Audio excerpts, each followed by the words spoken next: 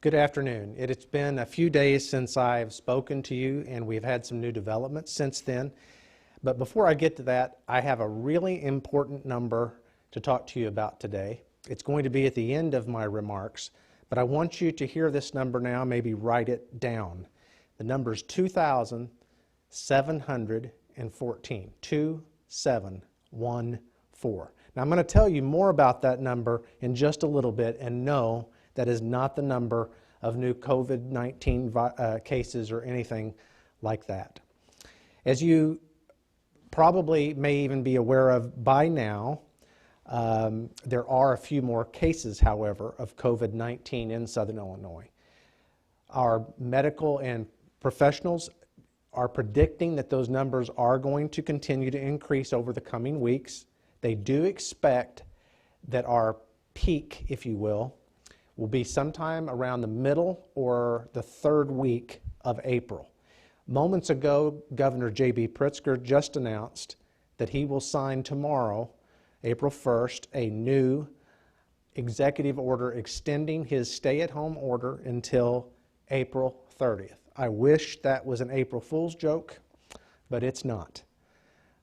What does that mean for us? What does that mean for Marion, for Southern Illinois? It means now more than ever, you have to be as vigilant and careful about the things that you've been doing to protect yourself and your family in the next few weeks as you have in the last few weeks. We have to be even more careful. Here are some very specific things. Forgive me for repeating these things, but they bear repeating. Wash your hands. Wash them a lot, and then wash them again. Practice social distancing. That's pretty simple. You need to stay at least 6 feet away from almost everybody. Wipe down surfaces and objects that you touch often with some kind of disinfectant, and do that very often. If you cough or you sneeze, cover that cough or that sneeze with your elbow or with a disposable tissue, and then you need to dispose of that tissue pronto. If you feel sick, keep away from others and contact your primary care physician or PA or that office and ask them for guidance. Do not simply go to the ER. Lastly, follow all of the local and state official guidance and stay informed. Tune in, pay attention to what's going on. If you are experiencing symptoms, call either of the hotlines that are set up by Heartland Regional Medical Center or Southern Illinois Healthcare. Call your doctor before visiting, and take advantage perhaps of the new telemedicine platform through the Heartland Regional Medical Center by visiting their website at heartlandmedicalgroup.com. If you're not experiencing symptoms, and I cannot stress this enough, it's just important to stay home. This is very real, it's very serious, and I know the weather's nice, and I know you want to get out and about. We do too, but don't. Please, for the sake of our healthcare workers and all of our families, stay home. I absolutely get so much that so many of you are bored and scared, and I hate to tell you to be prepared to be more bored, but we have, with the governor's new extension of the stay-at-home order, at least another 30 days to cope with this and to comply with his order. I have started to receive a lot of inquiries at City Hall about all kinds of different proposals of outdoor events, including Easter services by some churches. My best guidance to all of you is to please do not host these events.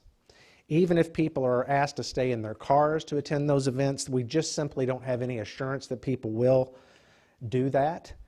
So I am urging you to not have these events, not because it's not needed or that we don't want to get together, because we all do, but it just simply isn't in the interest of our collective health right now. Now, for those of you that have been recently laid off or subject to some kind of furlough or any kind of work stoppage, you very well may be eligible for unemployment insurance. If you've not already started a claim, please contact the Department of Employment Securities, and the website for that is ides.gov. bank.illinois.gov for more information on how to file. Now, I'm going to tell you right now, be patient.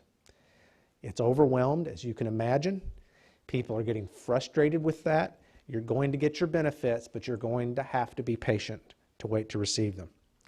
And for all the small businesses that have been so greatly affected by this crisis, most of you have probably heard by now about some help that may be available to you through the Small Business Administration. Now, I am not, neither is the city, in a position to counsel you about this, but your local banker is.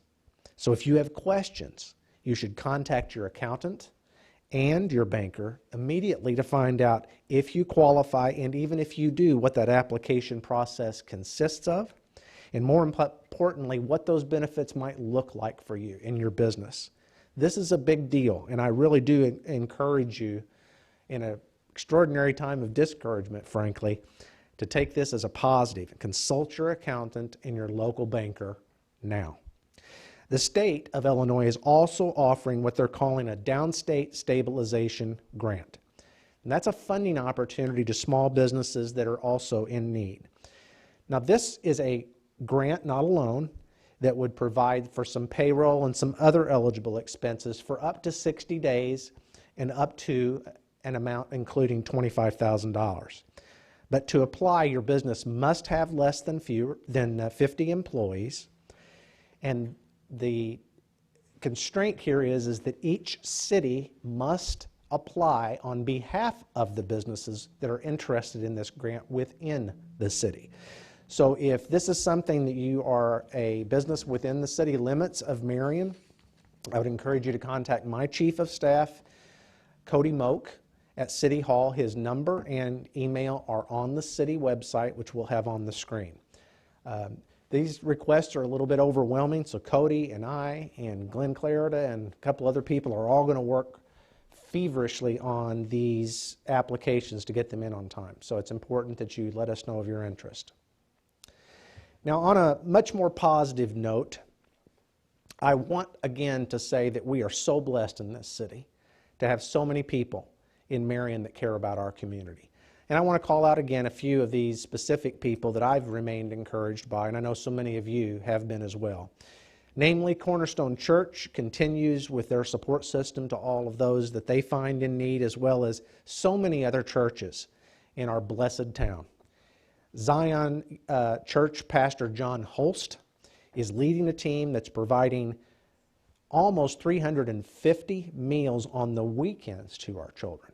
And this is in addition to Marion Unit 2 that continues now to serve about 4,300 takeout meals, take-home meals for our children, our students, each week.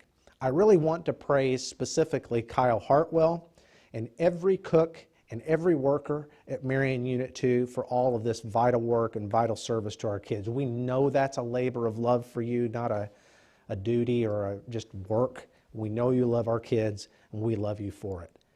And to every business and community member that continues to bless our first responders with meals and supplies and encouragement, thanks to each and every one of you.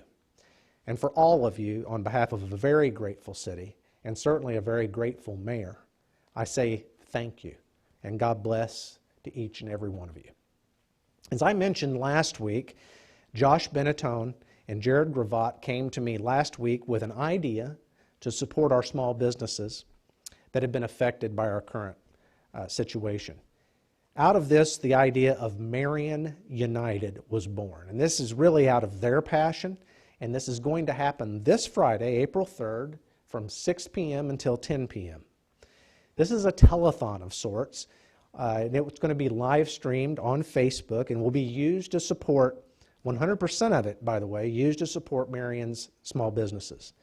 Check out the website, and that is marion-united.com, or their page on Facebook. They even have some great t-shirts, great-looking t-shirts available. My family's ordered theirs, and I hope you will as well. And you can order those right on the website.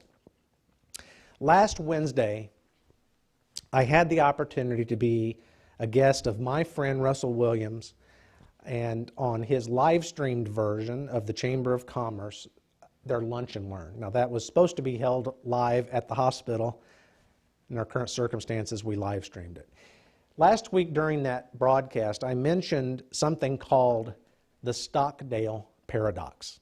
And I want to explain that a little bit more to you about what that is and how we can use that example from a very brave and honorable man's experience in the horrors of the Hanoi Hilton in Vietnam to give us some wisdom on how we can mentally approach today and the next 30 days and the lasting effects perhaps in our approach to this pandemic as a whole.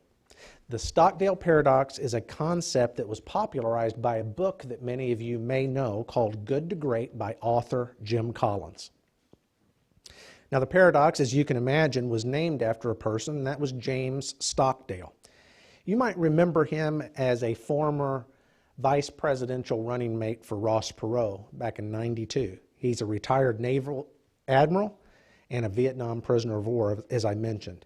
But he was held captive as a prisoner of war for over 7 years, and during that period, he endured more than 20 times being tortured within minutes and probably inches, frankly, of his life.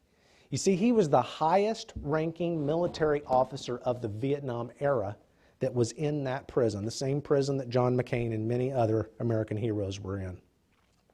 So I think you can imagine, being that high-ranking of an official, what kind of torture he was subject to. He was the leader. He was later awarded the Congressional Medal of Honor.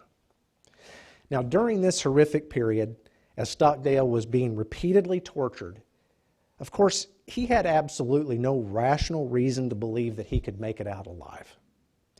Held in this hellish world, he did find a way to stay alive by embracing the harshness of his situation and healthy optimism.